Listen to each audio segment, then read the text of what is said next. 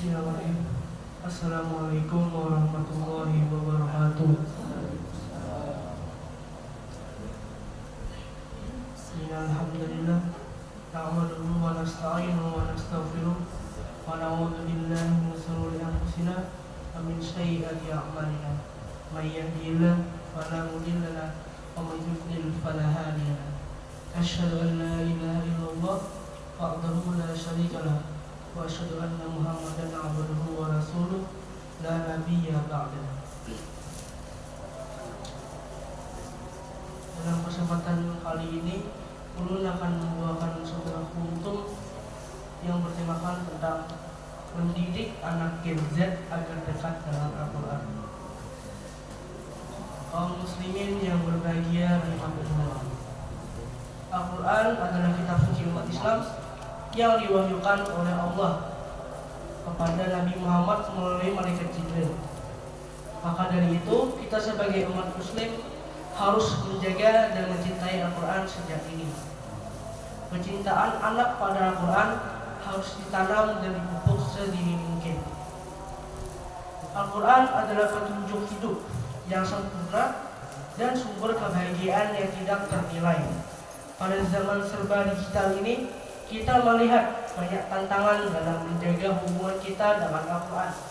Oleh karena itu, kami mengajak kepada hadirin untuk merenungkan bagaimana kita dapat mendekatkan diri kepada Al-Quran, terutama bagi generasi muda yang penuh dengan potensi dan tantangan. Generasi muda atau lebih dikenal dengan Gen Z adalah generasi yang lahir antara pertengahan atau akhir tahun 1990-an hingga awal 2010-an. Generasi ini mengikuti generasi milenial dan menjadi generasi pertama yang tumbuh dengan akses internet dan teknologi digital yang luas.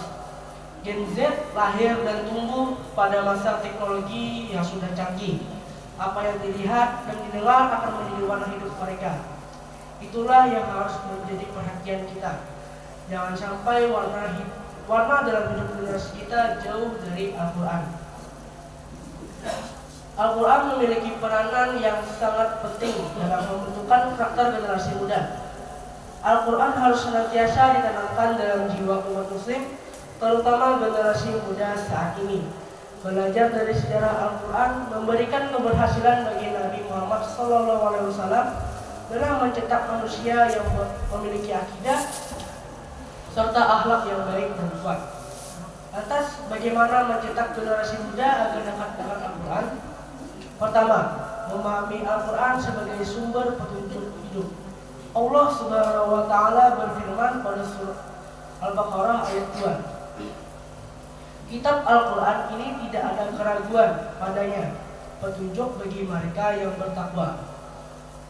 Quran surah Al-Baqarah ayat 2. Al-Quran adalah kitab petunjuk bagi kehidupan kita, tidak hanya sebagai bacaan yang menenangkan hati, tetapi juga sebagai panduan untuk setiap aspek kehidupan, mulai dari hubungan dengan sesama, tata cara beribadah, hingga cara kita menghadapi ujian hidup. Saat ini kita hidup di era informasi dan teknologi. Al-Quran memberi kita arah dan fokus agar tidak terperangkap dalam kebingungan dan godaan di dunia ini. Penting bagi kita untuk memahami bahwa Al-Quran adalah pedoman hidup yang harus dijadikan pegangan dalam setiap langkah kita.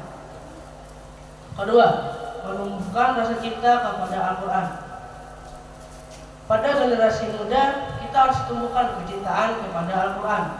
Generasi muda, baik laki-laki atau perempuan, memiliki peran yang besar dalam membangun kejayaan Islam. Allah Subhanahu wa Ta'ala berfirman pada surah Al-Kahfi ayat 17, sesungguhnya mereka adalah pemuda-pemuda yang beriman kepada Tuhan mereka, dan kami tambahkan petunjuk kepada mereka. Quran surah Al-Kahfi ayat 17. Cinta adalah sesuatu yang abstrak. Dia tak tampak oleh mata kepala, akan tetapi dapat dirasakan tanda-tandanya. Seseorang yang jatuh cinta, hatinya akan terpaut dengan yang dicintainya. Mencintai Al-Quran adalah dengan membersamai dan berinteraksi dengan Al-Quran di setiap waktu. Membaca, memahami, merenungi, serta mengimplementasikan nilai-nilai yang terkandung di dalamnya. Banyak orang yang mengaku mencintai Al-Quran, tetapi dalam sehari-harinya dia lebih banyak berinteraksi dengan handphone daripada berlama-lama duduk bersama Al-Quran. Bagaimana mungkin kita dikatakan mencintai Al-Quran ketika ternyata kita lebih tahan berlama-lama memainkan ponsel daripada membaca Al-Quran. Sementara rasa kantuk menghampiri saat baru saja menyentuh Al-Quran. Seseorang yang dirundung cinta, hatinya akan senantiasa terpaut, bibirnya selalu menyebut dia akan merindukannya saat dia jauh darinya, dan memutuskan segala sesuatu kecuali bersamanya.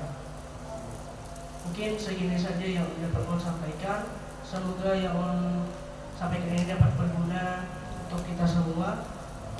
Bila terdapat kekurangan pada diri sendiri, itu memang murni dari diri sendiri.